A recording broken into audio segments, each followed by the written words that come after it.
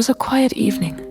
At the end of March, the day had been long, and the city outside my window looked calm and sleepy. The light of the street lamps fell softly on the wet pavement after a short rain. The air smelled fresh, like the beginning of spring, when everything feels both tired and new. I walked slowly up the stairs to my apartment, feeling the gentle tiredness that comes after a busy day. When I opened the door, I was met by the familiar silence of my home. It was the kind of silence that isn't empty, but rather full of small, invisible things. The smell of old books, the faint ticking of the clock, and the soft hum of the refrigerator from the kitchen. I turned on the small lamp near the window, and its warm yellow light filled the room. My shoes left quiet marks of rain on the floor. I dropped my keys into the glass bowl near the door and stood there for a moment. Just breathing in the calm air, the room looked exactly as I had left it in the morning. The blanket still slightly messy on the couch, a half-finished cup of tea on the table, and a few letters on the shelf. It felt good to be home, to feel safe and surrounded by familiar things. As I walked toward the kitchen, I noticed a small red light blinking on the old answering machine near the phone. I hadn't used it much lately. Most people wrote messages online now, but I still liked the quiet sound of real voices left behind. That red light always made me curious, like a small mystery waiting to be discovered. I made some tea first. The water boiled slowly, filling the air with steam. I poured it into my favorite cup, the one with small blue flowers, and carried it to the living room. I sat on the couch, placed the cup on the table, and pressed the button on the answering machine. There was a short beep, and then the soft, slightly mechanical voice said that I had one new message. For a few seconds, I heard only a light background noise, and then a familiar voice filled the room. It was Anna, my old friend. I hadn't heard her voice for several weeks, maybe months. Hearing it suddenly in the quiet room felt strange and warm at the same time. Her voice sounded cheerful, full of energy and light. She said she had been thinking about me and about how long it had been since we last met. Then, in her usual lively way, she started to tell me about a plan, a small adventure, as she called it.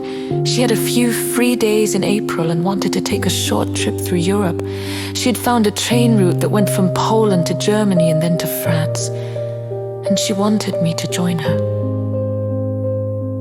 As I listened, I could almost see her smile, the way she always smiled when she had an idea she loved. She described the plan quickly but with excitement. 5 days, 3 countries, 1 long train journey. The route started in Warsaw, went through Berlin, and ended in Paris. She said she wanted to travel lightly, with just 1 bag, and spend the days walking through cities, drinking coffee in small cafes, and watching the world move through the train windows. Her voice faded at the end, as if she was thinking for a moment before speaking again. She said she hoped I would come, that it would be good for both of us to see something new, to change the rhythm of everyday life. And then the message ended with a soft click, and the room fell silent again. For a moment, I didn't move. The only sound was the ticking of the clock on the wall. The voice of my friend still echoed gently in my head. I looked around the room, the books, the lamp, the quiet streets outside, and felt a strange mix of calm and excitement. It had been so long since I had traveled anywhere. Life had become comfortable but predictable. The days followed each other like quiet waves. Work, home, reading, small routines, everything was fine. But there was little space for surprise. Listening to Anna's voice reminded me of how it felt to be spontaneous, to make decisions without long plans or careful thinking.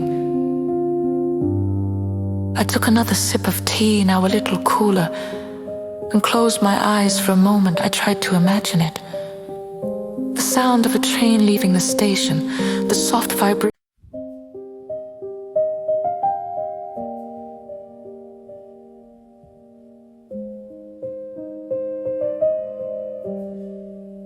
Poland.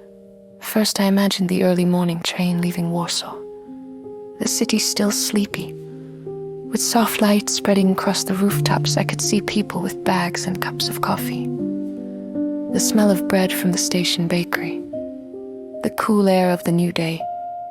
The train would move smoothly, the city disappearing behind, and open fields starting to appear. In Germany, I could almost see Berlin. The wide streets, the old buildings, the quiet strength of history mixed with the fast rhythm of modern life. I had been there once. Years ago, I remembered the rivers, the parks, the feeling of space. Maybe Anna and I would walk near the Brandenburg Gate, buy something small at a market, or sit by the river and watch the boats passing by. And finally, France, the destination that sounded like a dream even when spoken out loud, Paris. Just the name brought a soft picture to my mind.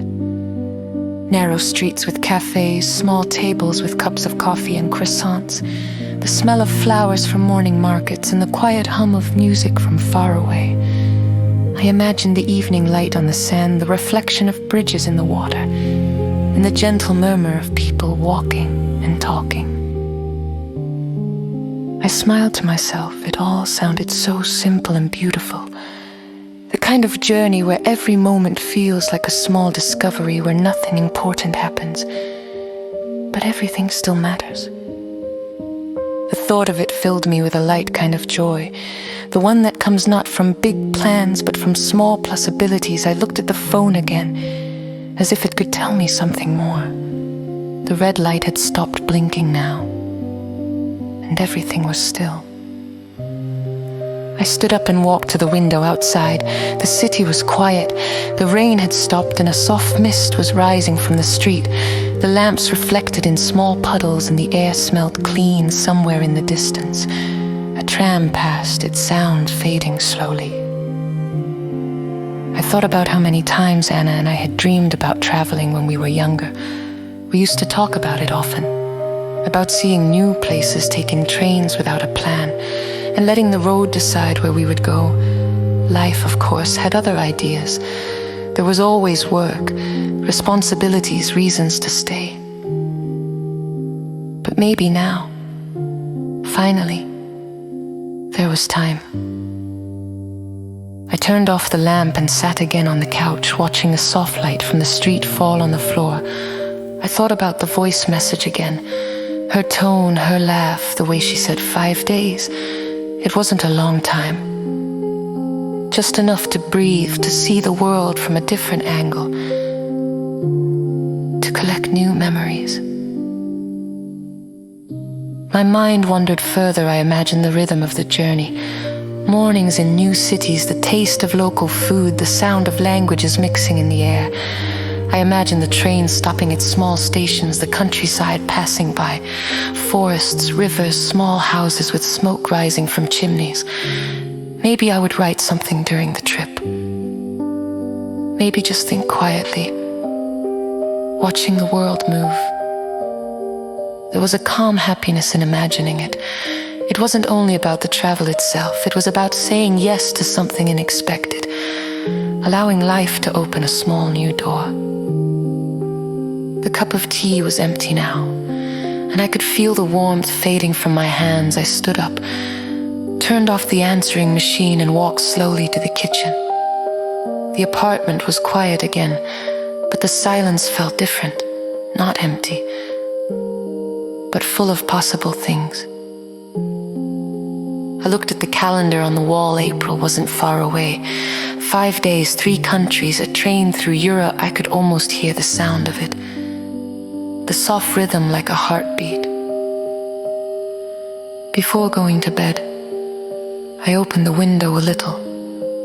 The cool night air entered the room, carrying the smell of rain and distant trees. Somewhere outside, a bird sang once, then stopped. The sound made me smile. I imagined waking up on a train, opening my eyes to a new landscape, and feeling that quiet